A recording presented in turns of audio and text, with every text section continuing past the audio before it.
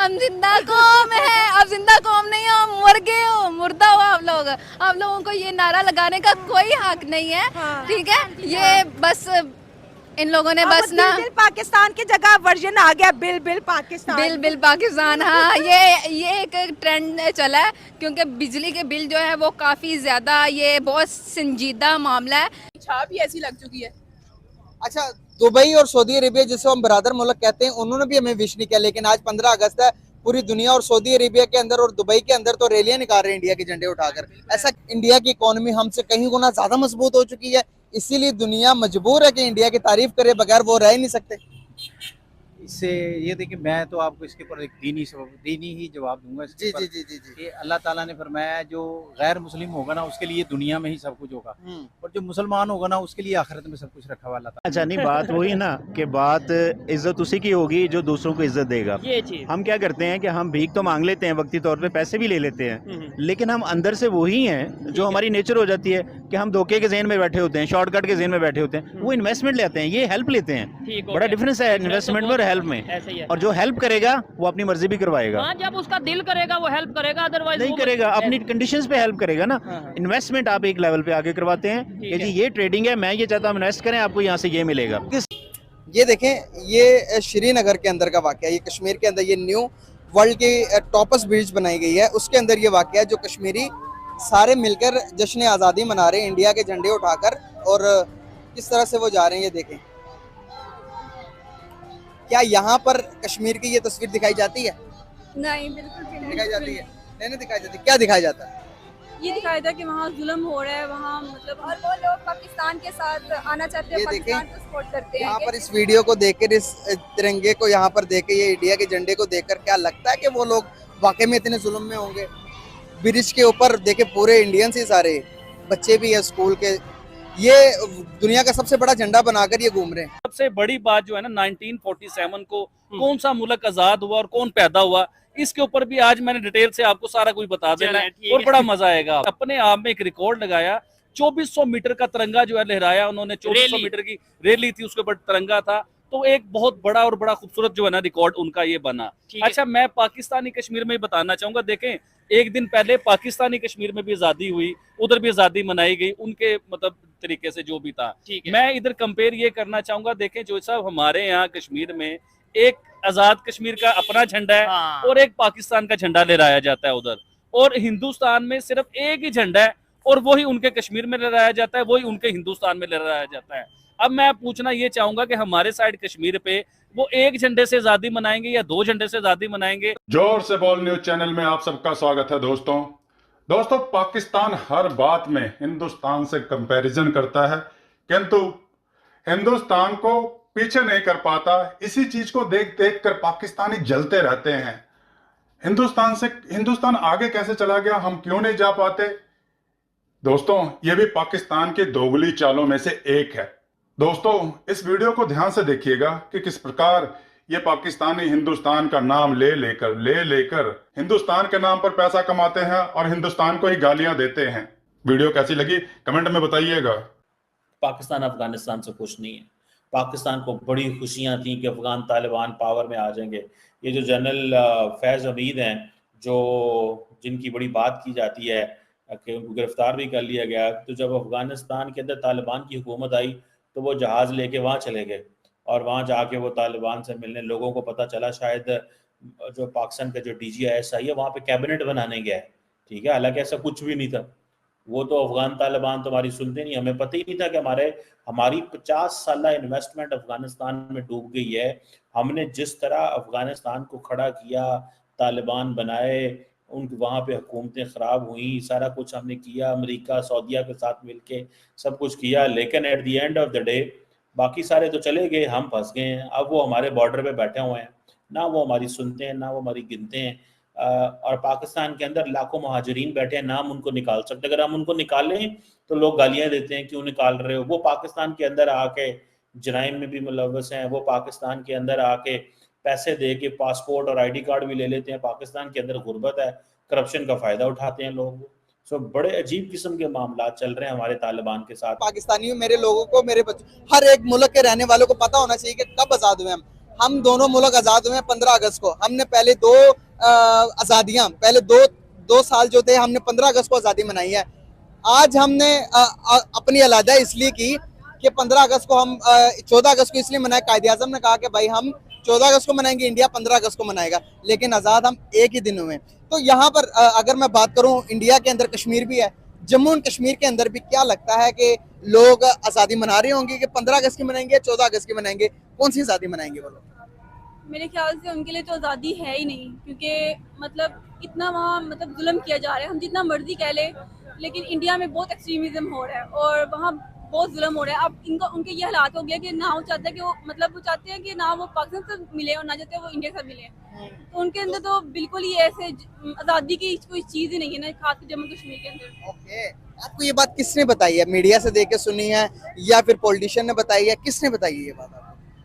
आप बताइए। Basically books वगैरह भी पढ़े हैं, ये न्यूज़पेपर पढ़ते हैं, तो उसमें बेसिकली पढ़ा हुआ है। हिस्ट्री की स्टूडेंट हूँ मैं ऑलरेडी, तो इसमें पढ़ा हुआ है। बिल्कुल सही होगा कि हमारी हिस्ट्री में ये पढ़ाया जाता है कि इंडिया के अंदर जुल्म होता है और वहाँ की मीडिया ये बताती है कि पाकिस्तान के अंदर माइनॉरिटीज खतरे में है। पाकिस्तान के अंदर डेली रात चलते मुसलमान जो है वो हिंदू को मारते हैं, मुसलमान जो है वो क्रिश्चियंस को मारते हैं, मुसलमान जो है वहाँ की जो सिख कम्युनिटी है उसे मारते हैं। क्या ऐसा कुछ यहाँ पर होता है? देखिए, ये अगर मेजरते कॉन्सेप्ट बिल्कुल गलत है, क्योंकि आप यहाँ कोई देखे सोशल मीडिया भी यूज़ करते हैं, सब यूज़ करते हैं। हमने कभी कोई ऐसी वीडियो सर्कुलेट करती नहीं देखी कि यहाँ कुछ हो रहा है, या हमने कभी न्यूज़पेपर में हुए हैं वाकया दिक्के दुक्के, लेकिन बहुत कम है। दिक्के दुक्के। लेकिन ये है कि अगर आप इंडिया के न्यूज़ चैनल देखें, वहाँ मुसलमानों पे हर वक्त जुल्म हो रहा है, मतलब मुसलमानों को टारगेट किया जा रहा है। मतलब हमारे न्यूज चैनल्स में भी दिखाया जाता है कि इंडिया में जुल्म होता है, वहाँ के न्यूज चैनल्स पे भी देखेंगे तो ये दिखाया जाएगा, पाकिस्तान की पुरानी वीडियोस को रिफ्रेश करके दिखाया जाएगा, सेम एज इट इज। दोनों मीडिया नफरतें फैला रही है। मैं आपको बताना चाहूंगा, यहाँ पर जब अगर फाइंड आउट करना है तो मीडिया को देना बंद कर दें। अगर आप चाहती हैं कि मोहब्बत पैदा हो, देखें यहाँ पर अभी हमने कितना कहा कि वहाँ पर नफरत होती है, वहाँ पर जुल्म होता है मुसलमानों के साथ, इसीलिए हम उनके साथ कोई रिलेशन नहीं रखना चाहते। यही सोच वो लोग भी रखते हैं। क्यों? मीडिया यही दिखाता है। जब आप मीडिया से आउट ऑफ होकर जब आप सर्च करेंगे तो भाई कश्मीरियों को राइट्स, अभी फॉर एग्जांपल कि अगर हम अब मुल्क के अंदर इकोनॉमिकल सिचुएशन कंडीशंस देखें तो आपको क्या लगता है हमारी इकोनॉमिकल कंडीशन कैसी है? बेसिकली इस वक्त तो बहुत बुरी है। IMF के इर्द गिर्द हम लोग घूमते हैं, उसके अलावा हम अपना कोई प्रोडक्ट्स वगैरह प्रोड्यूस नहीं करते हैं। फैक्टर ऑफ प्रोडक्शन बिल्कुल नहीं है हमारे मुल्क में, जो फॉरेन एड पे हम चल रहे हैं। सॉरी, जो फैक्ट्रीज हैं वो भी बेसिकली सेल हो रही हैं। इंडियंस ही सारे बच्चे भी है स्कूल के, ये दुनिया का सबसे बड़ा झंडा बनाकर ये घूम रहे हैं। क्या इससे क्या साबित होता है? देखिए, इंडिया की कोशिश है कि वो उनकी कोशिश बहुत देर से है कि ना वो कश्मीरियों को अपने साथ मिला सके, उनको खुश कर सके। हाँ जी। लेकिन ये कि उनके अंदर भी एक फैक्टर बहुत देर से है कि मतलब वो उनके अंदर भी चीज़ है कि पाकिस्तान को मिले। अगर आप देखें ना हिस्ट्री को, उसमें भी हमें ये देखने को मिलता है कि उनके अंदर यही ख्वाहिश थी कि वो पाकिस्तान को मिले। लेकिन ये पाकिस्तान की अपनी इसमें गलतियाँ इतनी है कि हम उन्हें कभी आज़ाद करवा नहीं सके, और हम उसी चीज़ को लेके एक बार मतलब माइंड के अंदर हेट इकोनॉमी बनाई हुई है। जी जी। कोशिश कर देखें, 4 जंगें की हमने कश्मीर के नाम पे, 4 जंगें। आज इंडिया दुनिया की 5वीं बड़ी मैशत है, और आज हम देखें IMF से जाकर हर साल हर 6 महीने बाद कटोरा लेके जाते हैं। किस तरह ये हालात हुए हैं आप देखेंगे। अगर कश्मीर के टोटल आबादी देखेंगे तो ये कोई 50 से 55 लाख के करीब आबादी है। उस 55-50 लाख के लिए यहाँ पर हम 25 से 30 करोड़ अवाम के जान को लाले पड़े हुए हैं। तो लोग कह रहे थे कि आबिद भाई के साथ एक वीडियो बनाई जाए जिसमें ये पूछा जाए कि पैदा कौन हुआ 1947 में और कौन सा कंट्री आजाद हुआ, साथ ही साजिश। जो साहब हमारे यहाँ कश्मीर में एक आजाद कश्मीर का अपना झंडा है, हाँ। और एक पाकिस्तान का झंडा लहराया जाता है उधर, और हिंदुस्तान में सिर्फ एक ही झंडा है, और वही उनके कश्मीर में लहराया जाता है, वही उनके हिंदुस्तान में लहराया जाता है। अब मैं पूछना ये चाहूंगा कि हमारे साइड कश्मीर पे वो एक झंडे से आजादी मनाएंगे या 2 झंडे से आजादी मनाएंगे, या उन्होंने कैसे मनाई है वो भी आपके सामने है, हम सब ने देखा है। लेकिन बात ये करना चाहूंगा चोई साहब कि हम अपने मीडिया पे देख रहा था, बड़ा मैंने चीज पे गौर किया कि वो कहते हैं कि हम लोग आजाद होने के बावजूद भी आजाद नहीं हुए, 70 साल हो चुके हम लोग आजाद नहीं हुए। ये बहुत बड़ा सवालिया निशान है चोई साहब, इस पे गौर करने की बात है। और ये हमारे मेन स्ट्रीम मीडिया के सीनियर जर्नलिस्ट ये बातें कर रहे थे। पाकिस्तान 70 साल गुजर जाने के बावजूद भी आजाद लोग माइंडली तौर पे आजाद नहीं हुए, हम माशी तौर पे आजाद नहीं हुए, हम गुर्बत के तौर पे आजाद नहीं हुए। अब देखें हमारे साथ नेबर जो है इंडिया, उन्होंने 77 साल में सिर्फ अचीवमेंट की है, उन्होंने कामयाबी की है, वो अपने आप को कामयाब किया है लेवल पे ले। अभी आप प्राइम मिनिस्टर नरेंद्र मोदी साहब की जो एक स्पीच थी वो भी एक रिकॉर्ड बन गया है कि इंडिया की हिस्ट्री में कोई प्राइम मिनिस्टर ने इतनी लंबी स्पीच की। और इतनी अच्छा, इससे पहले जो रिकॉर्ड था ना लंबी स्पीच का, ये भी नरेंद्र मोदी साहब का रिकॉर्ड था। उन्होंने अपना ही रिकॉर्ड तोड़ा और बहुत बड़ी स्पीच की उन्होंने। इतना लॉन्ग खड़े होकर लाइव स्पीच करना ये भी कोई छोटी बात नहीं। अच्छा, सबसे बड़ी बात बताता हूँ शेख हसीना वाजिद की। यकीन करें कि हिंदुस्तान ने शेख हसीना वाजिद की जान बचाई है। किन से जान बचाई है? इनके अपने लोगों से। शेख हसीना वाजिद अमेरिका से मेरे ख्याल से जान मैं बताता हूँ जी, अमेरिका की तरफ भी आता हूँ। शेख हसीना वाजिद आज बांग्लादेश में होती, या इन्हें कत्ल कर दिया गया होता, या इन्हें फांसी की सजा दे दी गई होती, या इन्हें इस टाइम जेल में होते, या बहुत बड़े मुकदमों में 400-500 इनके ऊपर मुकदमे हुए होते, वो लड़ रही होती। तो शेख हसीना वाजिद की जो है जान बचाई है हिंदुस्तान ने, कि उन्होंने अपने मुल्क में ठहराया, अपने मुल्क में रखा। और अमेरिका जो है जिससे दुश्मनी लेता है ना, उसका हाल होता है इमरान खान जैसा। मतलब ये जो इमरान खान साहब कहते हैं कि अमेरिका की वजह से मेरी गवर्नमेंट गई, ना सिर्फ गवर्नमेंट गई, अभी तक जो वो मुश्किलात जेल का में ही सामना है। कर रहे हैं। तो उसी तरह ही जो है ना शेख हसीना वाजिद, अमेरिका उन्हें कभी भी ना छोड़ता, अपने ही लोगों से मरवा देता। हिस्ट्री गवाह है भुट्टो के साथ क्या हुआ, ये चीजें आपको आइडिया है कि उनके अपने जो शेख हसीना वाजिद के वालिद हैं उनके साथ क्या हुआ, हिस्ट्री गवाह है। जो अमेरिका से पंगा लेता है उनके हालात बुरे हो जाते हैं और वो मौत की तरफ जाते हैं। तलीम की बात है ना, अगर बच्चा ये पढ़ा होता, पाकिस्तान के जनरेशन आप देखो, मुझे लगता है कि बहुत ज्यादा रेशो अगर है ना तो वो पढ़े लिखे नहीं है। बच्चों की बात कर रहा हूँ, यंग लड़कों की बात कर रहा हूँ, बहुत ज्यादा पढ़े लिखे नहीं है। क्योंकि हमें फंसा ऐसा दिया गया हुआ है, रोटी कमा भाई, रोटी कमा। अब वो बेचारे दिहाड़ी करते हैं, एक घर में 6-6 बच्चे होते हैं। अब 6-6 बच्चों की परवरिश कैसे करोगे आप, कैसे उन्हें पढ़ाओगे? वो फिर ये होता है 6 बच्चों में से 5 बच्चे काम करते हैं, एक बच्चा बेचारा को किस्मत से पढ़ जाए तो पढ़ जाए। ठीक है। और ज्यादातर लोग चाह रहे हैं कि हम बाहर चले जाएं। हाँ और जी। अब बुरी खबर तो ये है पाकिस्तान के लिए कि हमें फॉरेन कंट्रीज, चाहे वो यूरोप कंट्रीज हों चाहे इस्लामिक कंट्रीज हों, वो भी नहीं अब वीजे दे रहे, जॉब्स के लिए हमें वो बुला नहीं रहे। तो देखे ना, आपने कहा कि पूरी दुनिया में नाम करेंगे, इसलिए हम लोग आजाद हुए कि मुसलमानों की अलग रियासत बन गई। अब हमने नाम दुनिया में क्या किया? करप्शन का, 2 नंबरी का, भीख मांगने का। यकीन मानिए पाकिस्तानी के, आपने सुना ही होगा, इतनी हमने इसके ऊपर इंटरव्यू भी किए हैं। इसे कहते हैं, जैसे अब इंडिया में इंडस्ट्री लेवल देखें, उसका एक्सपोर्ट जो है दुनिया में, उसका अमेरिका के साथ खाली 1 बिलियन से ज्यादा एक्सपोर्ट है। इस चीज को देखें आप। एक दिन इंडिया की बात बता रहा हूँ, अच्छा, एक दिन यूरोप से इंडिया अपना एक्सपोर्ट रोक दे ना, तो पूरा यूरोप नरेंद्र मोदी के हिंदुस्तान के कदमों में आ जाए। इसे कहते हैं पावर, इसे कहते हैं और वैल्यू। पाकिस्तान अगर एक दिन के लिए अपनी एक्सपोर्ट इंपोर्ट रोक दे तो भाईजान तो हमने पाकिस्तान इंडिया कर्जों में आ जाएगा। इंडिया के साथ हमने इंपोर्ट एक्सपोर्ट रोकी तो हुई है, क्या फर्क पड़ा हमें?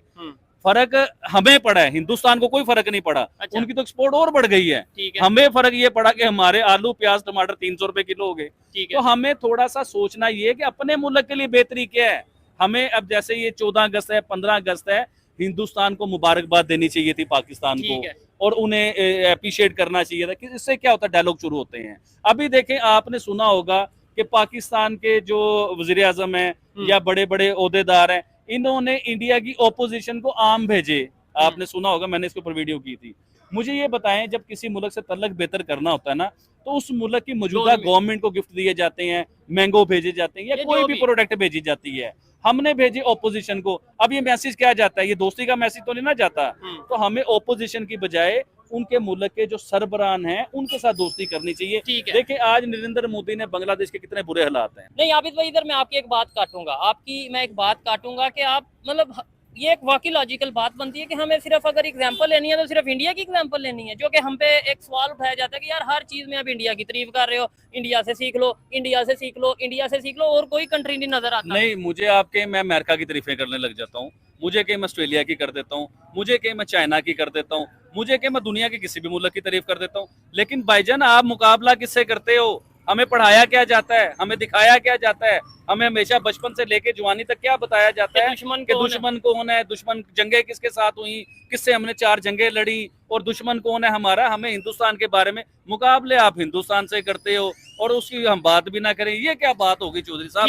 देखें, और ऊपर सबसे बड़ी बात है, हमारा नेबर है, हम इकट्ठे रहते थे, हम कई 100 साल हम लोग इकट्ठे रहे, उसके बाद हम लोग अलग हुए, पाकिस्तान जो है पाकिस्तान 1947 में हम अलग हो गए। लेकिन इधर एक लॉजिकल आंसर मैं ये करना चाहूंगा, जिन लोगों को ये लगता है कि यार इंडिया इंडिया इंडिया इंडिया की तारीफ हर चीज में की जाती है, उसकी रीजन ये है कि 1947 में दोनों ने इकट्ठा सफर किया। तारीफ करने का या कोई भी अचीवमेंट बताने का मकसद ये है कि भाई उन्होंने भी हमारे साथ सफर स्टार्ट किया, आज वो कहाँ पे चले गए, हम कहाँ पे चले गए। तो दोस्तों आपको ये वीडियो कैसी लगी कमेंट करके जरूर बताइएगा, वीडियो को लाइक कीजिएगा, चैनल को सब्सक्राइब